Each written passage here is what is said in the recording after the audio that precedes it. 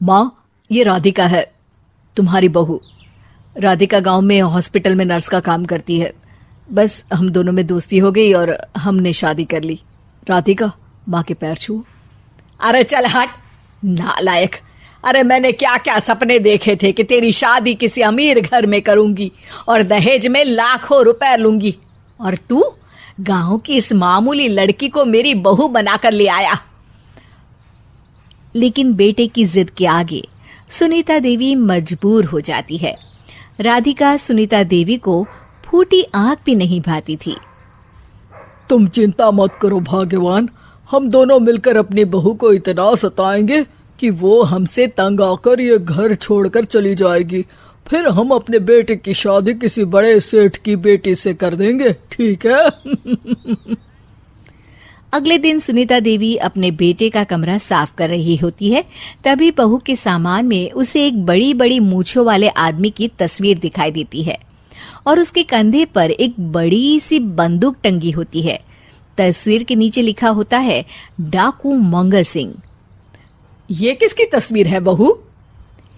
ये मेरे पिताजी की तस्वीर है। बस फिर क्या था। ये सुनते ही सुनीता देवी के हाथ पैर कांपने लगते हैं। वो भागती हुई सीधा अपने पति के कमरे में जाती है। अरे गजब हो गया जी, गजब। अरे क्या हो गया भाग्यवान?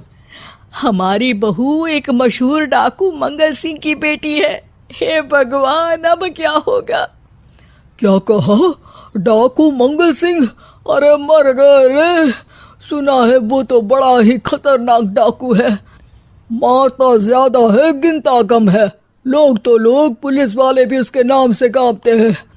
अरे सुना है वो तो हर हफ्ते 2-4 लोगों का ऊपर का टिकट कटवा ही देता है। हे भगवान, अब हम क्या करेंगे? ये हमारे नालायक बेटे ने कैसी मुसीबत हमारे गले बांध दी। हाँ वो तो है, अगर हमने बहू को जरा भी तकलीफ दी तो उसका बाप मंगल सिंह हमें गोली से उड़ा देगा। अब जो मैं कहता हूँ उसे ध्यान से सुनो। तुम बहू से बिल्कुल घर के काम मत करवाना, और ध्यान रहे उसे किसी प्रकार की तकलीफ नहीं होनी चाहिए, समझ गई ना? और ऐसा ही होता है। अगले दिन सुनीता देवी रसोई में खाना बना रही होती है कि तभी, ये क्या माँ जी, मेरे रहते आप खाना बना रही हैं? चलिए हटिए, मैं खाना बना देती हूँ।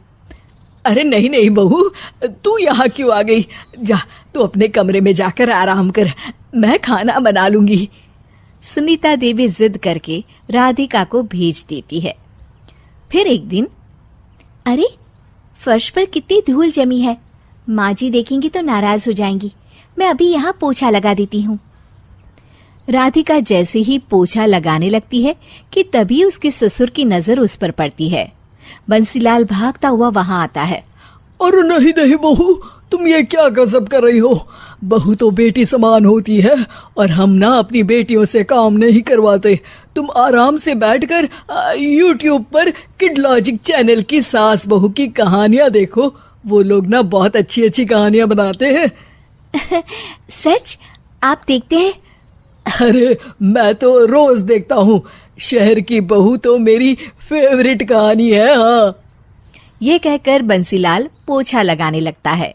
इस तरह राधिका के सास ससुर सारा दिन उसकी खुशामद में लगे रहते हैं और उसे किसी महारानी की तरह रखते थे।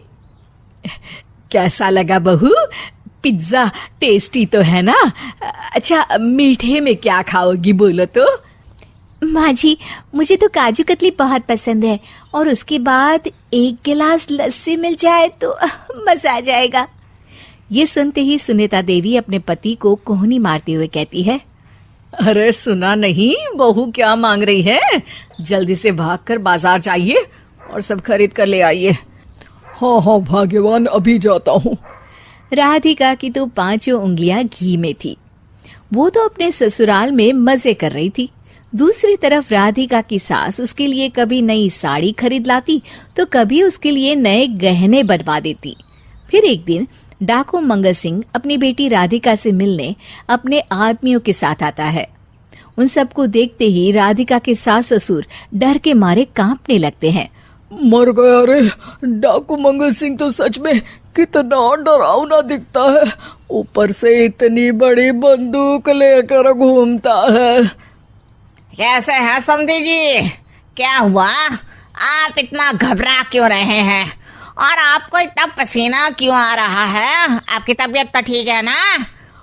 जी अभी तक तो ठीक है, पर लगता है बहुत जल्द खराब होने वाली है। क्या कहा आपने? जी कुछ नहीं, बताइए बताइए कैसे आना हुआ।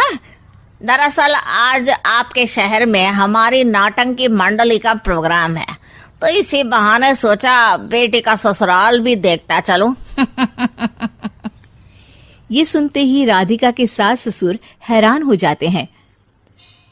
क्या कहा? आप नौटंकी में काम करते हैं?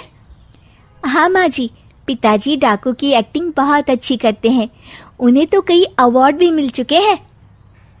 और ये बंदूक, ये तो असली लगती है। तभी राधिका के पिताजी अपनी नकली मूंछ निकालते हुए कहते हैं, इस मूंछ की तरह यह बंदूक भी नकली है। ये तो छर्रे वाली बंदूक है, इससे तो मैंने आज तक चिड़िया भी नहीं मारी। और खोदा पहाड़ निकला चूहा। इसका बाप तो मामूली नौटंकी वाला निकला, और हम इससे डर कर बहू की नौकरों की तरह सेवा कर रहे थे। आपने सही कहा जी, इसके पीछे मेरे कितने पैसे खर्च हो गए, और काम कर करके मेरी तो कमर टूट गई सो अलग। अरे बहू, तूने अपने पिताजी के बारे में हमें पहले क्यों नहीं बताया? राधिका मुस्कुराते हुए कहती है, आपने तो कभी पूछा ही नहीं ना माँ जी।